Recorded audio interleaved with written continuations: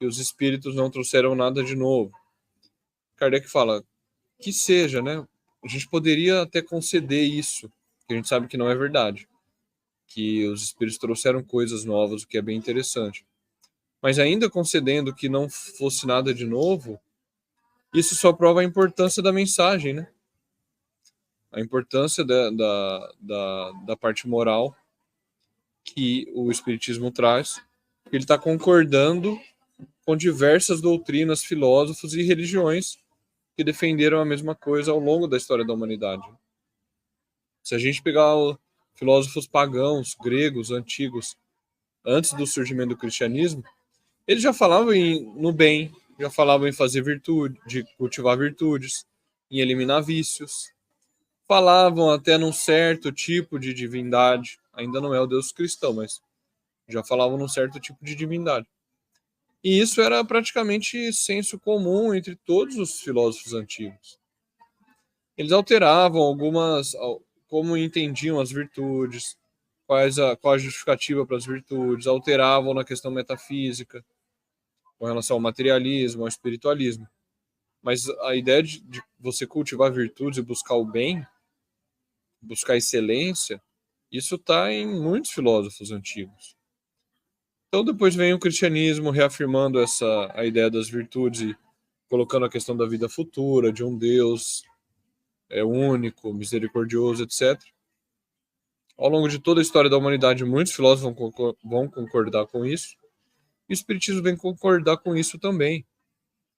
Então, se por um acaso é uma mensagem obsoleta, como Kardec está concedendo aqui para os críticos, né? A gente sabe que não é, mas se ela é obsoleta, só prova a sua importância, porque ela sempre esteve aí, o homem a abandonou, a desprezou, então isso mostra que a gente precisa de fato retornar de uma vez por todas a essa mensagem, essa doutrina, e colocá-la em prática, né? Que é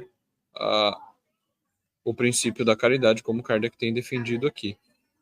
O difícil não é a compreensão intelectual, isso é fácil, né? O difícil é a gente colocar em prática, a gente de fato praticar esse princípio.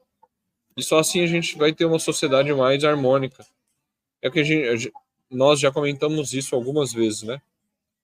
Podem ter as melhores fórmulas políticas, as melhores reformas, mas nenhum decreto insere a caridade no coração do homem. Cada um agindo por si é que vai fazer a sociedade melhorar e o ser humano ter mais felicidade, né? Aqui ou em outro mundo.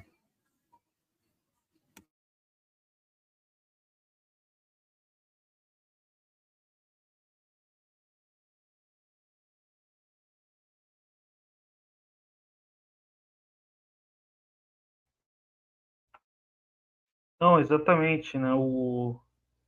Como diz ali, né? Isso Kardec pergunta no Livro dos Espíritos, né? Ele pergunta, né, se o espiritismo não vem trazer uma moral nova, né? E se os princípios espíritas já estavam de certa forma na antiguidade e tal, qual a utilidade, né?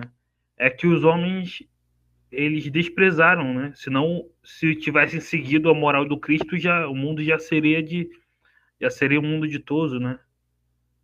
Ou no mínimo um mundo de regeneração. Então, os espíritos vêm lembrar, né? E além de lembrar, vem colocar isso de forma racional, científica, né? Tirando a alegoria, o, o mitológico, né? Como Kardec diz ali, né? Se é obsoleta essa moral, então os homens são mais culpados ainda, né? Porque já foi dito várias vezes, né? Já vieram vários espíritos aqui na Terra falar da moral e a gente não pratica até hoje, né? A gente insistiu em não praticar essa, essa moral, né? E aí hoje a gente vê o mal chegando ao excesso, né? Como diz lá Kardec, às vezes é preciso que o mal chegue ao excesso para ver a necessidade do bem, né? E vindo de várias fontes, né? Como Kardec diz ali, né? Pelo controle universal, né? E aí os incrédulos não podem zombar do espiritismo, né? Porque eles podem zombar das mesas, né? Mas das mesas saíram toda uma filosofia e uma ciência extraordinária, né? Então, é aquele princípio, pelo efeito a gente analisa a causa, né? Então, a causa, o fenômeno devia ser algo sério, né? Se saiu de lá toda uma filosofia instrutiva. Vou passar para o Michel, né? O José falou que não estava conseguindo ouvir por causa que não está em casa, enfim. O Lauro chegou a fazer o comentário, né, sobre a relação que o Espiritismo tem com uma moral prática, que é a grande força, o grande diferencial que o Espiritismo coloca. Que vejam,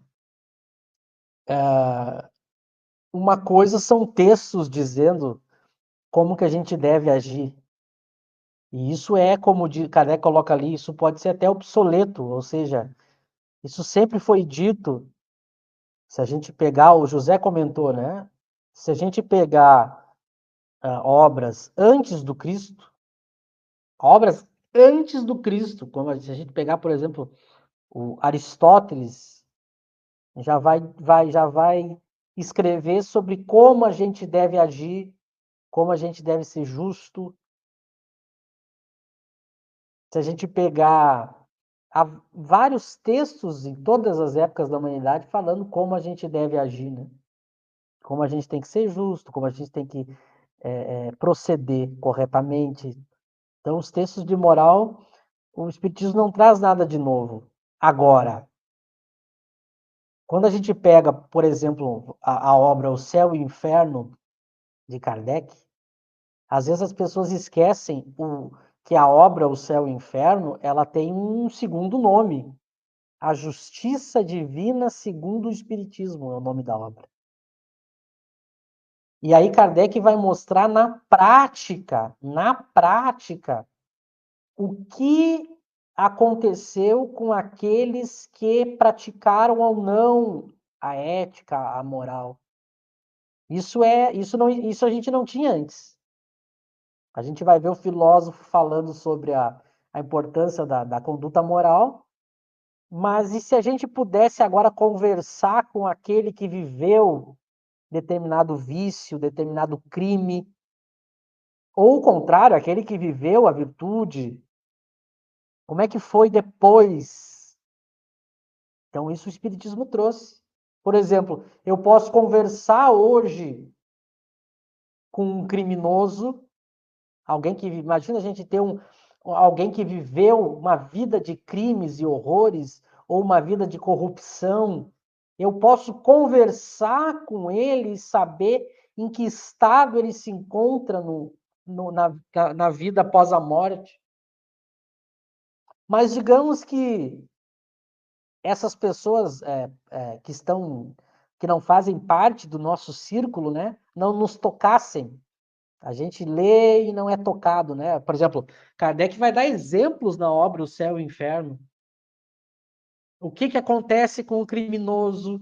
O que acontece com o assassino? O que acontece com o suicida? O que acontece com o virtuoso? Eles vão dizer como estão. Por isso que é uma moral baseada na realidade que a gente tem através da mediunidade. Mas mesmo que esses relatos não nos toquem, vamos dizer que a gente é frio a esse ponto, agora imagine a gente conversar com os nossos. O meu irmão, a minha irmã, o meu pai, a minha mãe, o meu esposo, a minha esposa, os meus, agora eu vou conversar. São eles me dizendo as consequências das ações que tiveram e chamando a atenção das minhas. Imagina se a gente está aí ganhando dinheiro de uma maneira ilícita, mentindo, roubando, enganando um colega de trabalho, traindo alguém da nossa confiança, seja no ambiente profissional, familiar, maltratando alguém. E eu começo a conversar com os espíritos que estão à minha volta vendo isso. Eles sabem A sociedade não sabe